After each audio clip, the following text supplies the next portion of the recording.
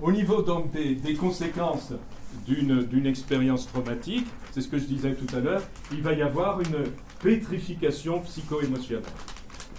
Et cette pétrification psycho-émotionnelle va correspondre aussi à une pétrification, si vous voulez, de l'énergie émotionnelle présente à ce moment-là et qui est, on pourrait dire, enquistée, enfermée intérieurement. Et donc, c'est pas que du physiologique, c'est de l'énergétique. Et c'est pour ça que donc il y a ces phénomènes d'aimantation dont j'ai parlé tout à l'heure. Et donc, l'expérience traumatique va pouvoir,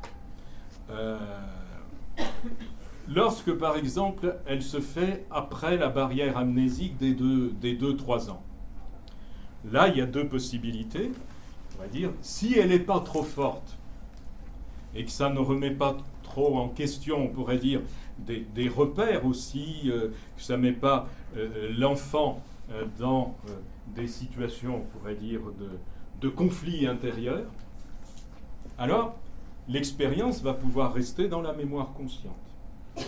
Mais quand c'est trop violent, quand ça met l'enfant dans des situations trop importantes de conflit intérieur, par exemple, comme toutes les situations de trauma sexuel, alors, à ce moment-là, l'expérience va être amnésiée.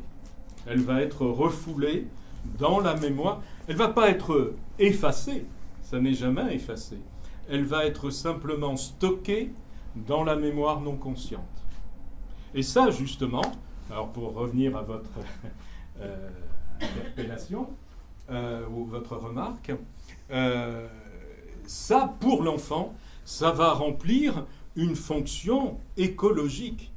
Parce que si l'enfant, dans le contexte dans lequel il se trouve, où on a toutes les caractéristiques que j'ai citées précédemment, si l'enfant avait la mémoire consciente de l'expérience traumatique, ça serait trop perturbant pour pouvoir continuer son processus de développement. Donc on pourrait dire que le refoulement, il est bénéfique pour l'enfant, pendant l'enfance. Et on va s'apercevoir que, devenu adulte, et lorsque la structure psychologique est suffisamment étayée, alors entendez bien, quand la structure psychologique est suffisamment étayée, alors le refoulement qui était bénéfique pour l'enfant, il devient nocif pour l'adulte. Parce que, en fait, ces charges émotionnelles qui sont restées enquistées sont comme du poison aussi intérieur qui se diffuse très lentement dans le temps. Donc non seulement ce foyer émotionnel, si vous voulez, aimante des situations semblables qui se répètent, on pourrait dire que la fonction de ces répétitions aussi, c'est d'alerter la conscience pour faire quelque chose, pour aller porter secours à cet enfant gigogne qui, en quelque sorte, métaphoriquement, appelle au secours.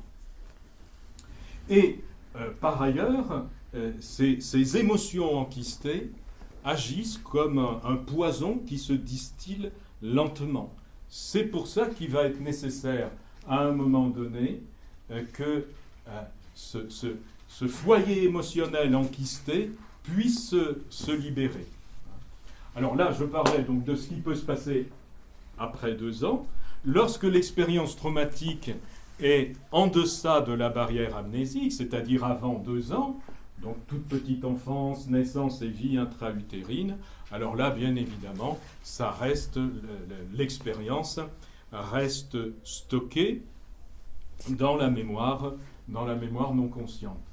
Et c'est pour cela que, tout à fait au début, je vous disais que par rapport à l'exemple que je donnais de la personne qui avait des phobies des ascenseurs, souvent, eh bien, dans les débuts de ma pratique professionnelle, j'accompagnais les personnes en leur disant mais qu'est-ce que vous avez pu vivre dans votre petite enfance, qu'il y a un point de ressemblance, un endroit où vous êtes senti coincé, etc., etc.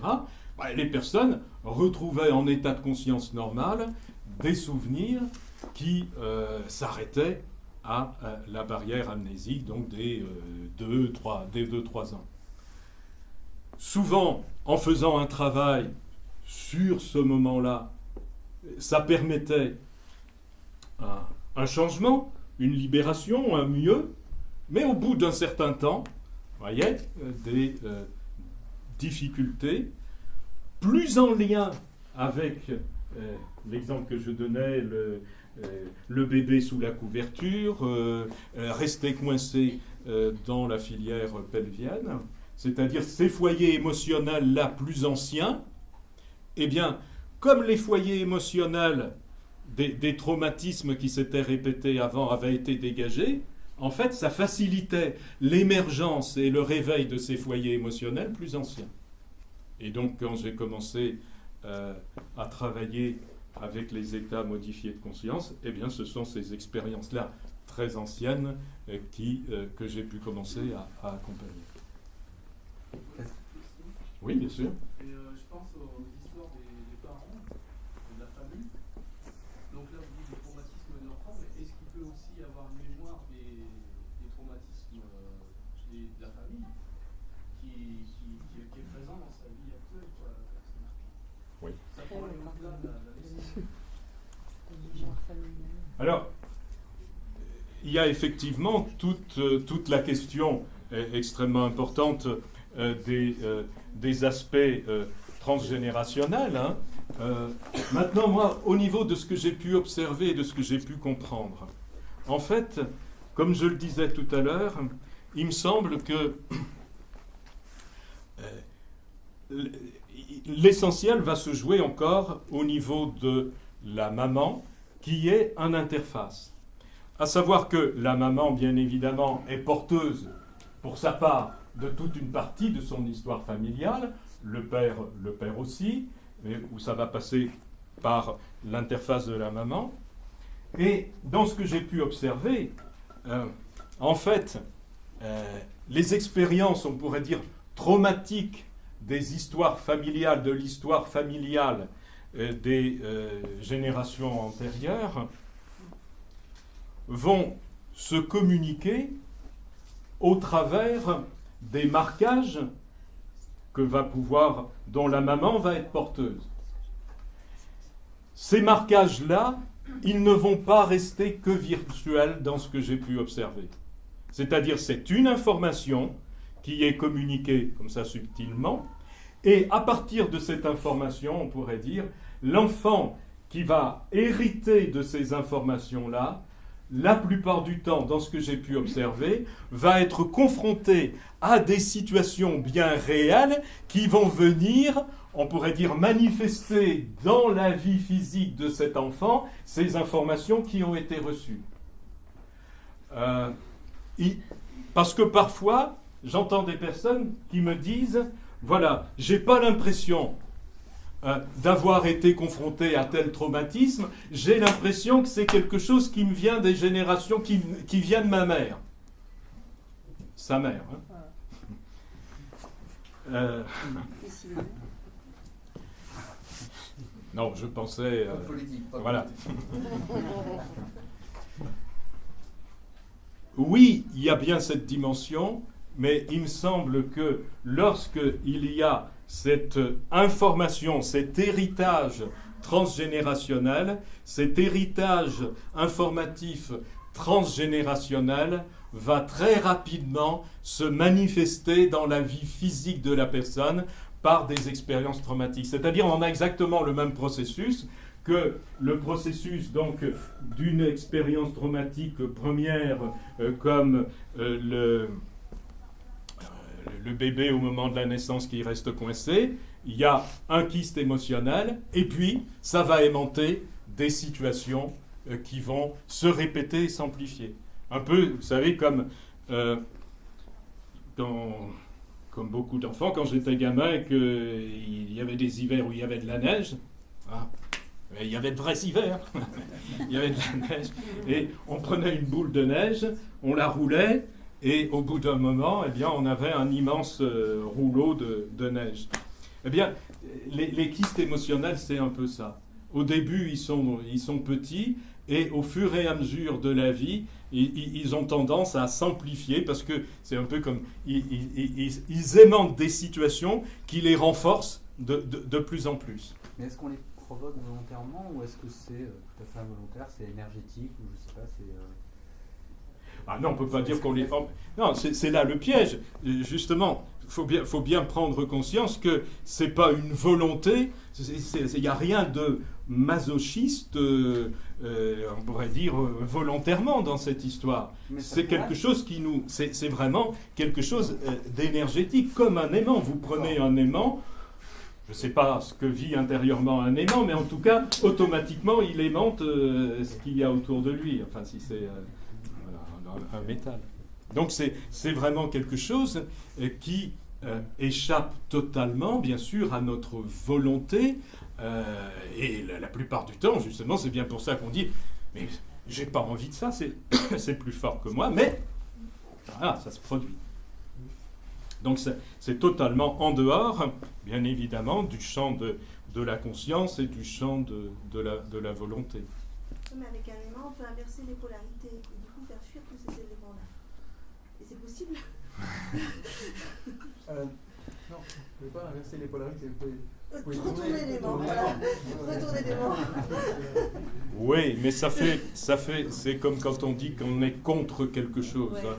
ça Là, il y a vraiment un état d'esprit qui me semble vraiment important, c'est que toutes les métaphores que l'on peut utiliser en ce qui concerne, on pourrait dire, notre vie émotionnelle, affective, psycho-émotionnelle, on va dire, et qu'on utilise des métaphores guerrières ou des métaphores chirurgicales, vouloir empêcher, vouloir éliminer, vouloir lutter, etc., etc., ça ne fait que amplifier le processus. Parce que la clé, justement, elle est d'accueillir. Et c'est là la grande difficulté, puisque ces foyers émotionnels, ils sont en lien avec de la souffrance. Mais pour pouvoir les pacifier, les mettre en paix, ça nécessite d'aller à leur rencontre. Donc on est confronté à quelque chose de très difficile. On a un réflexe tout à fait humain qui est de l'évitement de ce qui nous fait mal. Donc on a tendance à vouloir éviter ces foyers émotionnels et surtout l'enfant gigogne qui est là, qui est en lien avec ce foyer émotionnel. Et quel est le marquage, on pourrait dire, le plus important pour cet enfant gigogne, à l'origine? C'est de ne pas se sentir aimé et reconnu. Et qu'est-ce que l'on fait, nous, dans notre relation avec cet enfant, en ayant peur? On veut le maintenir à distance. Ce qui fait que dans notre communication interne, on vient répéter nous-mêmes, dans la relation entre nous, ici maintenant, et cet enfant, on vient répéter la souffrance qu'il a vécue en son temps physique, où il s'est senti rejeté, pas compris, etc., etc. Et ça, c'est un élément vachement important.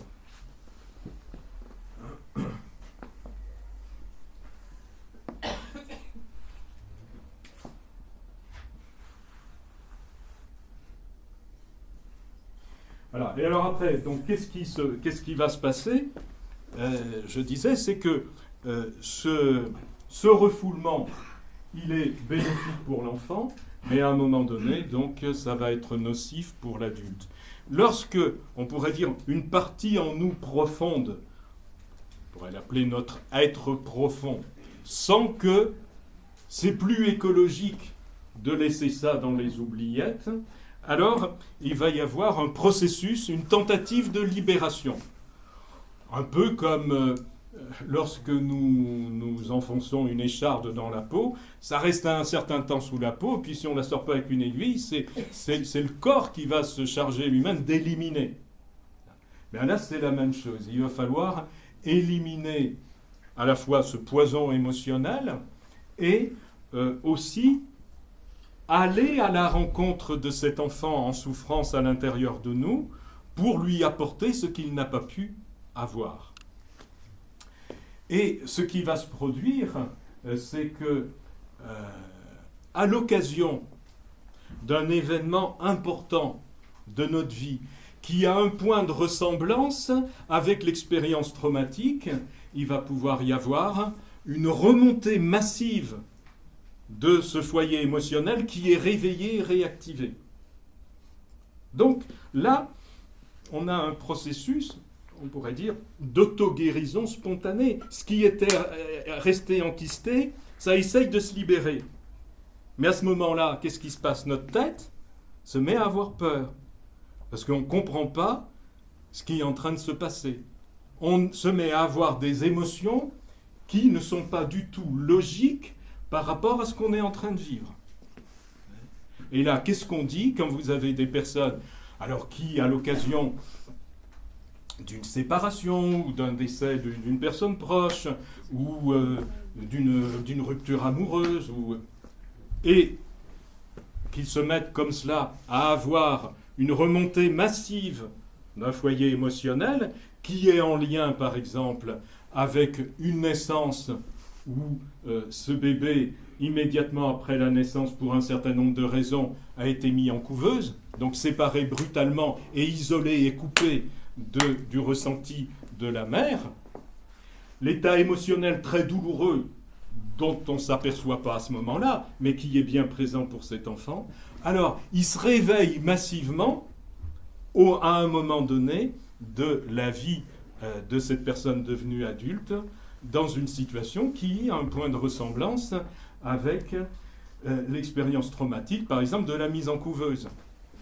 Et ce qu'il faut bien comprendre là, c'est que cette expérience-là, par exemple, de divorce, par exemple, dans une vie de couple, on peut la regarder comme étant la cause du réveil de ce foyer émotionnel.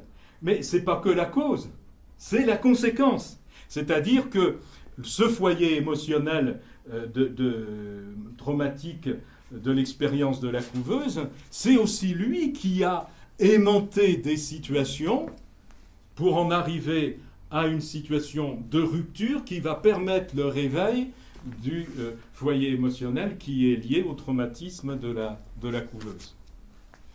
Et donc, comment on appelle ça?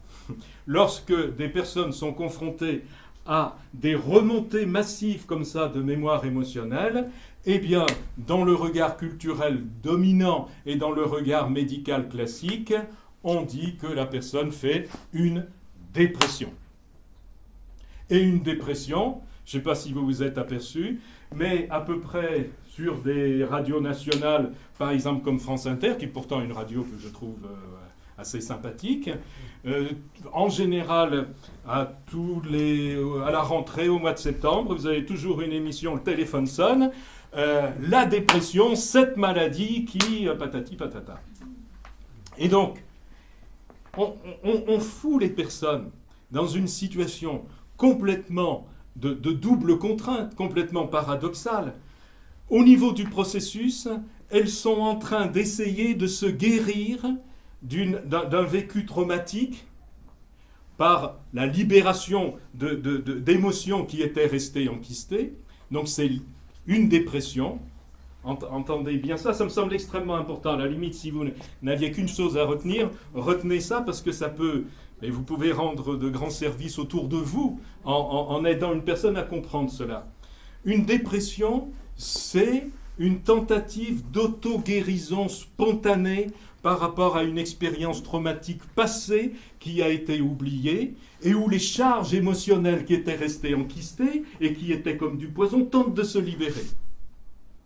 Mais si on dit aux personnes à ce moment-là, qui ont déjà comme réflexe au niveau du mental de fuir ou de se dire « mais je ne suis pas normal, je suis en train de devenir fou, etc. » ou folle.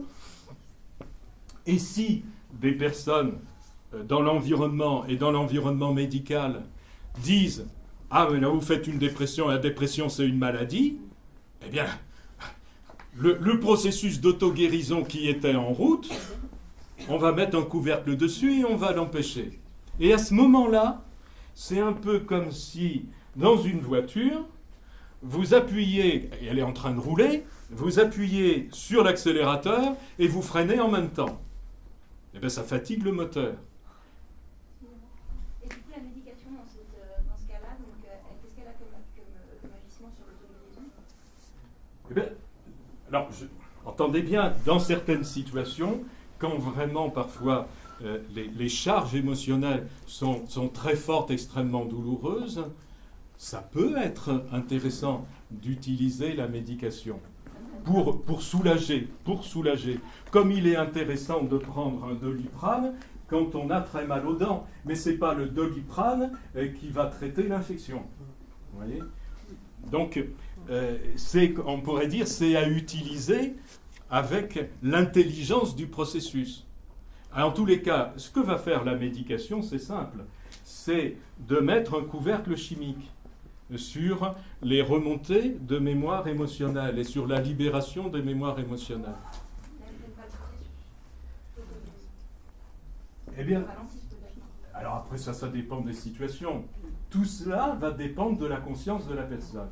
Si une personne est avec la conscience qu'elle est en train de sentir dans son corps des émotions qui appartiennent à un enfant qu'elle a été, et qu'elle est en train de se guérir éventuellement d'un traumatisme aussi qu'elle a pu identifier, mais que ces manifestations émotionnelles la submergent trop à un moment donné, et qu'elle prend un médicament pour atténuer cela, alors c'est tout à fait OK. Mais si elle prend un médicament, un antidépresseur, en pensant que cet antidépresseur va la guérir de sa maladie, qu'est-ce qui va se passer? Eh bien, les remontées émotionnelles vont être empêchées, ça va aller mieux, la personne va se dire « chouette, je suis guéri », il va s'écouler quelques mois ou quelques années, et puis, je veux dire, sur le principe de la cocotte minute, la pression va commencer, la pression émotionnelle va commencer de nouveau à s'exercer jusqu'à ce que ça fasse exploser le couvercle. Et donc là, on va avoir, on pourrait dire, une manifestation dépressive qui va se reproduire quelque temps après, mais qui va être bien plus intense que la première. Et là, la personne, elle va être d'autant plus dans le désarroi qu'elle croyait être guérie, et puis ça vient lui péter en pleine gueule. Donc c'est ça le piège. Donc, juste ce que je tiens à dire, c'est le problème n'est pas le médicament, le problème est la conscience et avec laquelle on utilise le médicament. Et donc la définition de la réalité. Donc c'est pour ça que c'est tellement important de regarder ce qu'on appelle les dépressions, justement, comme un processus d'auto-guérison. Mais à certains moments, il peut bien être accompagné éventuellement d'un médicament pour accompagner ce processus-là, mais pas pour empêcher. Oui. Mais la dépression, comme vous l'exprimez, ça semble être à l'inverse de ce qu'on a appris depuis toujours, quelque chose d'un espèce de nettoyage, d'un auto-nettoyage, une énergie pour être dans l'introspection et puis aller libérer quelque chose. Mais oui. La dépression, ça peut durer 10 ans, ça peut durer oui, longtemps. Mais ça peut durer très longtemps, justement, tant qu'on est persuadé que c'est un problème et une maladie. Non, mais techniquement, c'est une perte d'énergie considérable. Oui, mais pourquoi c'est une perte d'énergie? Parce que c'est la même histoire comme le moteur de ma voiture. Si votre moteur, vous appuyez sur l'accélérateur et vous freinez en même temps, ça fatigue le moteur. C'est exactement la même chose qui se passe avec les dépressions. Il y a une énergie naturelle et spontanée qui tend à libérer les émotions, et d'un autre côté, vous avez le mental déjà qui, lui tout seul, sans même les médicaments, a plutôt tendance, tant qu'il n'y a pas une autre compréhension, à vouloir freiner. Et si en plus vous rajoutez des médicaments là-dessus, eh bien, ça va être extrêmement fatigant, puisqu'on accélère et on freine en même temps. La fatigue, elle vient de là. Mais Plus... la préconisation que vous faites, donc, c'est quoi? La préconisation par rapport Accueillir. Accueillir et surtout... Réparer. Non, mais c'est pas que accueillir. Mais après, ça dépend où en est la personne et qu'est-ce que la personne est prête à faire. Mais c'est non seulement accueillir et surtout regarder ce qui se passe en y mettant ce sens-là, et ensuite, c'est aller à la rencontre de l'enfant qui a vécu l'expérience traumatique. Et alors, vous savez, dans les dépressions, c'est relativement simple, au sens de comprendre. Hein. Dans les dépressions, qu'est-ce qu'on va avoir comme vécu traumatique ? On va souvent avoir des traumas sexuels de la petite enfance, et on va souvent avoir des naissances très douloureuses, très difficiles, et des vécus intra-utérins aussi très douloureux, très difficiles, qui peuvent être de l'ordre d'avoir été confrontés à, par exemple, au moment de la prise de conscience par la maman de son désarroi, de ses interrogations, de ses fantasmes d'avortement, mais des personnes qui ont été confrontées au cours de la vie intra-utérine à des tentatives d'avortement. Et c'est des marquages extrêmement puissants. Et ça ne veut pas dire que la maman qui a fait cela, c'est un monstre. C'est juste, c'est du désarroi humain d'un côté comme de l'autre. Et ce désarroi, ces deux désarrois qui sont l'un à côté de l'autre et qui, on pourrait dire, sont d'autant plus désarrois qu'il n'y a pas de communication possible. Et puis, vous avez aussi un phénomène dont on n'a pas du tout culturellement conscience de l'importance, c'est les vies intra-utérines gémellaires où vous avez un fœtus jumeau qui s'en va spontanément. C'est extrêmement fréquent. J'en trouve très régulièrement en consultation, et ce sont des marquages extrêmement importants qui peuvent, justement, à certains moments après dans la vie, être facteurs, justement, de libération de mémoire émotionnelle de ce marquage-là intra-utérin et générer dans la vie des personnes des états dépressifs profonds parce que ça a été le vécu du bébé fœtus quand le fœtus jumeau est parti.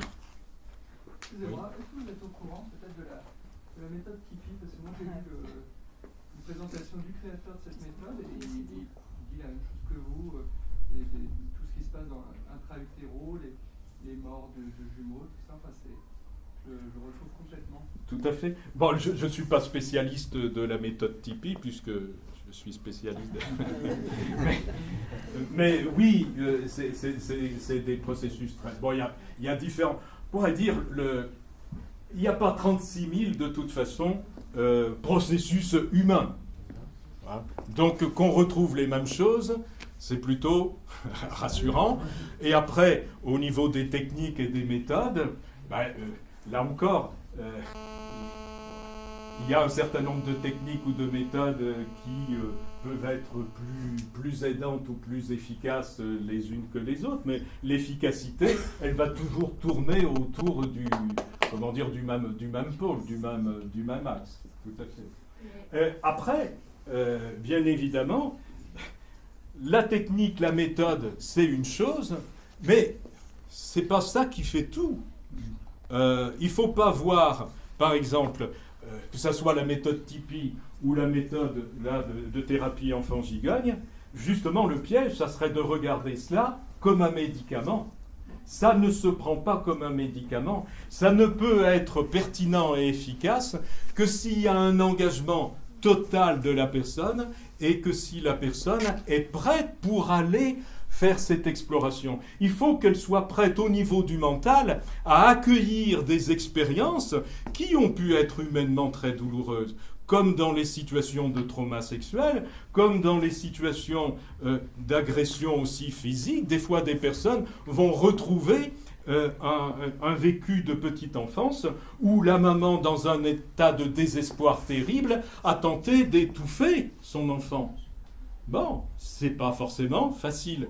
Et, comment dire, autant, d'une certaine façon, ça peut être facile en termes techniques d'accompagner pour retrouver cela, mais après, pour accueillir et regarder cela sans porter de jugement avec nos valeurs et nos références culturelles classiques, eh bien, c'est pas si simple que ça, et c'est d'une certaine façon le travail le plus important à ce moment-là que le thérapeute ait à faire au niveau de l'accompagnement de la personne, pour pouvoir regarder autrement l'événement qui a été retrouvé. Justement, c'est ce que je voulais compléter. Dites-moi si je me trompe, mais il me semble qu'on sait à peu près tous que la dépression, c'est justement le symptôme d'un traumatisme inconscient. Oui. Et que si on Si on le savait tous, ça serait super il déjà. me semble qu'on est... Non. Non, je crois pas. Et du coup, Là-dessus, on est d'accord. Hein. je me disais que la personne qui se contente de médicaments temporairement, c'est qu'elle est justement pas prête à affronter ce vécu. C'est pas si simple que cela, parce qu'après, il y a aussi une question d'information. Oui, voilà. Hein. Il y a des personnes, mais quand même, le contexte culturel et médiatique, quand même, il appuie fort pour persuader, c'est-à-dire, toutes les personnes ne peuvent pas être spécialistes de là où il a fallu quand même pas mal de temps, il m'a fallu quand même quelques années pour arriver à rassembler tout ça et y comprendre un peu quelque chose. Toutes les personnes n'ont pas forcément cette, et même les spécialistes, oui, n'ont pas forcément cette vision-là, enfin les soi-disant spécialistes n'ont pas forcément cette vision-là. Est-ce qu'on est spécialiste dans ce cas-là? Comment? Est-ce qu'on est spécialiste dans ce cas-là, justement? C'est les soi-disant. Et voilà.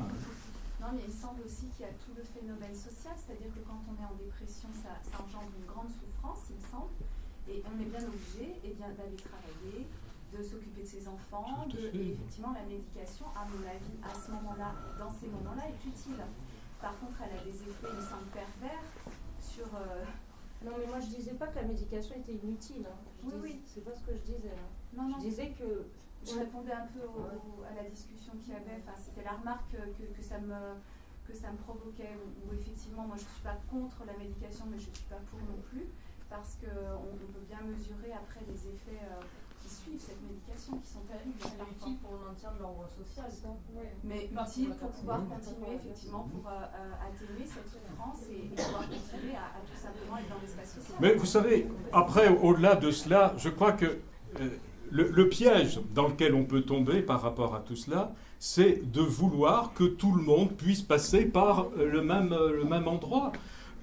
La nature nous montre que ce qui fait la vie, c'est la diversité. Eh bien, qu'il y ait une diversité importante au niveau des techniques et des approches, c'est très bien, parce que chacun pourra y trouver à un moment donné ce qui peut lui correspondre pour avancer à son rythme sur son chemin. Entendez bien, moi, que quand je présente, par exemple, la thérapie enfant-gigogne et tout le concept, tout le cadre conceptuel qui va avec, c'est pas dans un truc où, voilà, c'est la seule issue possible, c'est une information, et puis après, chacun à son rythme peut y aller. Plus on est informé, mieux on peut s'adapter. Voilà. Là, on change de voir cette différence, mais je pense que il me semble que si on entendait davantage des enfants, alors il y aurait moins d'adultes malheureux. Oui, bien sûr. C'est pour ça que j'écris ce bouquin en ce moment à destination des mamans. Parce qu'un matin, je me suis réveillé, après là, les attentats et tout le bordel ambiant qu'il peut y avoir planétaire, en me disant, mais putain, c'est pas possible. Et je me suis dit, mais d'où ça vient tout cela ? Où est la source ? Mais en fait, la source, tout simplement, c'est ce qu'on peut voir quotidiennement au niveau des conséquences dans les cabinets. C'est tout simplement en constatant que toutes les difficultés, tous les problèmes auxquels on peut être confronté, ils viennent de ce qu'on a vécu dans la vie intra-utérine. C'est là où les choses les plus importantes. Et vous imaginez, tous les êtres humains, les milliards d'êtres humains qui sont sur cette planète, ils sont tous sortis d'une matrice maternelle. Bon, eh bien, si on fait un petit changement à ce niveau-là, si on peut apporter un plus aux mamans pour pouvoir justement compléter toute leur tout déjà ce dont elles sont porteuses avec leur cœur, comme amour, mais aussi comme désespoir, comme souffrance par rapport aux conditions dans lesquelles elles peuvent se retrouver, et qu'on peut réduire les traumas de la vie intra-utérine, peut-être qu'il y a une possibilité de faire évoluer le monde dans une autre direction. Ça prendra du temps, c'est peut-être utopique, mais enfin, chacun faisant ce qu'il peut à son niveau, tant mieux. Quelle réception on vous offre ou comment on vous reçoit, comment on reçoit ce discours-là dans le champ de la pédagogie ou de la petite enfance J'en sais rien. je sais pas. Je cherche pas à être reçu. J'ai fait, bon, j'ai écrit ce que j'ai pu. Je fais des formations. Mais comment dire, j'ai vu trop souvent ce à quoi ça peut conduire, de tomber dans le prosélytisme et de vouloir convaincre et évangéliser les peuples. On ne fait que créer des résistances. Quand on est prêt à quelque chose, on rencontre la bonne personne pour avancer. C'est tout. Comment ? C'est une sorte de moment aussi, on ne peut pas recevoir ces informations tout le temps. Oui, mais bien sûr. Mais quand on est prêt, on les reçoit. Je sais pas si à 6 ans j'étais prête pour apprendre la vie. Et en tout cas, on me l'a posé. Et avec ça m'a aidé dans la vie. Enfin, c'est ça que je me dis. Donc, dans quelle mesure ces concepts-là, ils ne pourraient pas être justement placés à des endroits clés. Oui, bien sûr. Mais ça viendra. Après, on est suffisamment nombreux, si vous voulez, à divers endroits, à diverses places, pour que chacun à notre niveau, on puisse apporter quelque chose. Mais on peut pas, une même personne, on ne peut pas tout apporter partout. Chacun son petit bout, et puis... Pardon, vous parlez que des événements traumatiques de l'enfance. Est-ce qu'on peut avoir un événement traumatique dans l'âge adulte qui peut, après, pareil, aimanter d'autres situations Ça s'inscrit vraiment dans la métaphore de l'enfant gigogne. C'est-à-dire que, de mon point de vue, tout ce qui se passe à partir de la naissance n'est que répétition des marquages intra-utérins. Et déjà, la naissance est une répétition. La façon dont se déroule la naissance représente la façon dont a été vécue la vie intra-utérine. Je pourrais même vous dire mieux ou plus. Je pense que ce qui se passe dans la vie intra-utérine est à la dimension et du même ordre que la façon dont l'énergie de conscience est descendue dans la matière. Mais bon, c'est une autre histoire. Mais voilà, c'est-à-dire que... Vous vous rendez compte pour la maman, la culpabilité que ça peut engendrer? Mais non, justement, mais non. Mon objectif, justement, ça serait à des années-lumière de mon objectif, c'est pas de culpabiliser, c'est de donner la possibilité, en ayant un autre regard, de donner la possibilité aux mamans de comprendre et surtout, justement, de se déculpabiliser. Parce que la culpabilité, c'est un fichu poison qui nous fait justement répéter tout. Comment, bien évidemment, que par rapport à des choses que j'ai pu dire, et en tant que maman, vous avez pu vous reconnaître par rapport éventuellement à certains aspects, mais prenez bien conscience. Qu'est-ce que vous pouviez faire d'autre que ce que vous avez fait à partir des informations que vous possédiez? Vous avez fait pour le mieux que vous pouviez faire. En fait, on est à un fil électrique, un fil conducteur qui prend l'information d'un générateur pour l'amener à un dipôle. Et en fait, c'est juste, la mère, c'est juste ce fil. Si l'intensité du générateur et la réception du dipôle, elle n'est pas responsable de ça du tout. Totalement. On est juste l'interface, comme vous avez dit tout à l'heure. Et après, ça n'est qu'une question de conscience. Mais prenez conscience, justement. Quelle chance nous avons! Quelle chance nous avons de pouvoir nous retrouver comme ça dans une salle et passer toute une après-midi à discuter comme ça. On pourrait dire, par rapport aux générations d'avant, mais c'est du luxe! C'est du luxe que l'on a là, parce qu'ils n'avaient pas forcément cette possibilité au niveau matériel, cette possibilité au niveau disponibilité, et cette possibilité-là au niveau des informations. Donc c'est extraordinaire qu'on ait cette possibilité là, maintenant. Mais on ne peut pas inventer tout seul ce qu'il a fallu du temps et des centaines et des centaines de personnes qui sont mis à travailler sur un sujet. On ne peut pas tout inventer nous-mêmes. Donc il n'y a aucune culpabilité à avoir. justement. Excusez-moi. Oui. Ouais, quand on côtoie des personnes qui sont justement dépressives et qu'en fait leur dépression ne reste jamais, entre guillemets, qui vont voir des psychiatres, des psychothérapeutes et qui ont des cachets et que ça n'améliore pas, qu'est-ce que nous, en tant que personnes qui sont juste les personnes, des amis qui les côtoient, comment on peut les aider, qu'est-ce qu'on peut faire? Donc ce cycle infernal de moi, ces personnes qui sont fermées, Ouais. sachant qu'il va y avoir des psychothérapeutes, des je sais pas quoi, et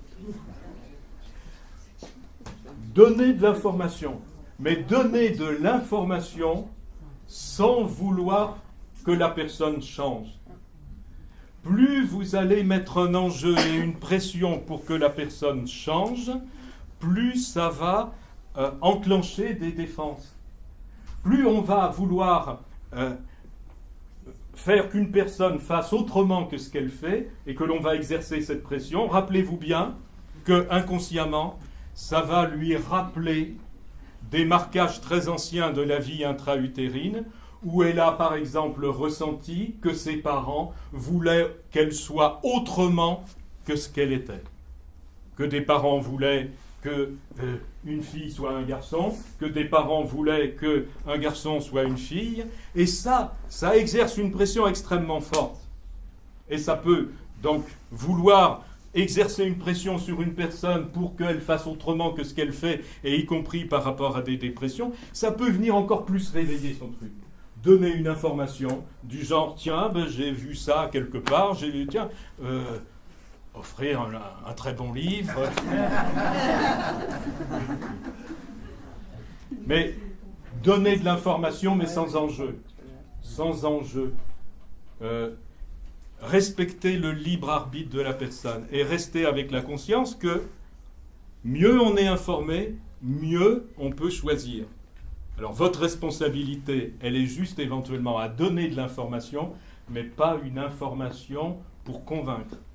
Une information où vous laissez l'autre libre d'en faire ce que bon lui semblera.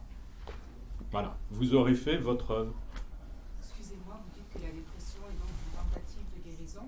Donc, qu'est-ce qui la déclenche, la dépression, pour guérir? Quels facteurs font qu'on est dans ce processus? Eh bien, qu'est-ce qui la déclenche? C'est ce que je vous disais, c'est à la fois donc un événement de la vie présente tel que ça peut être une séparation, qui est un déclencheur du réveil du foyer émotionnel, par exemple, de mon histoire de couveuse. D'accord?